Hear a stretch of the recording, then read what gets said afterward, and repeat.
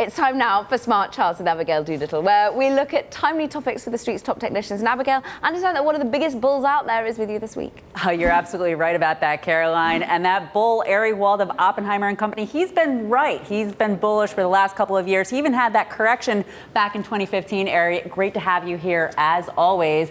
You know, we've had a little bit of volatility for stocks in May, but overall the S&P 500 going up and away. Let's take a look at your first chart of the S&P 500 in comparison of high beta to lower beta. Yeah, well, Abigail, once again, the S&P is having trouble pushing through to the upside here. So it really hasn't been an undeniably positive trend. Summertime, you usually don't get the breakout, but as we think about the second half of the year, we want to be positioned for the breakout, and here's why. One key piece of information. Risk has been in an 18-month decline and is now showing signs of turning higher. One way to look at this is looking at the relative ratio between the high beta versus low volatility indexes. Now, on this measure, you can see high beta peaked in the first quarter of 2018. There's the decline that we'd been in. It first bottomed in December. Now we're getting a double bottom. Never got the double bottom in the S&P. Getting the double bottom in risk, in high beta. Very similar also to the summertime of 2016. If you think back at that period, it wasn't until the back half of the summer so high beta started to get into gear. I think if we see a similar rotation, that's going to stir that breakout to the upside, why we're positive for the second half. Okay, so let's talk targets then, if you're willing to share. So if we do see that kind of a breakout above, say, 3,000, where the bulls are really taking over, where do you think we could go by the end of the year into next year? You know, Abigail, we only do targets once a year. That's because I only want to be wrong once. Or right in your case. Right. But no, listen, you get that breakout to the upside.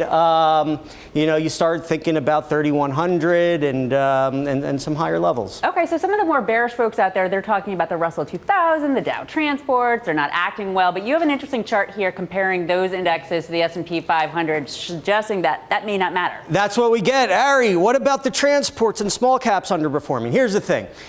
It's more, they need to participate in absolute terms. And I think the jury's still out on their absolute trends, but I'm less worried about their relative underperformance. Here's why. Let's look back through the 1980s to 1990s bull market. We got the S&P 500. We can see that big secular run up, and I overlaid it with, in blue, Russell 2000 relative to the S&P, and in white, transports relative to the S&P. And what you'll note is that through that big secular run-up, the falling blue line, small caps pretty much underperformed that entire 20-year period. And even the last 10 years of it, all through the 90s, transports underperformed. So if anything, I'll take the view that it corroborates our view that we're in a secular bull market led by large cap growth. We think that's the key theme here. And interestingly, that Russell 2000 to the S&P 500, it even looks like maybe it's putting in a small bottom. Perhaps that will help. And you have a really interesting investment idea for our viewers to potentially take a look at, an ETF, aerospace and defense. Talk to us about what you like about this chart in particular. Let's stay in the industrial sector. We're overweight industrials. I'll match your bearish transports and raise you a bullish aerospace and defense spider.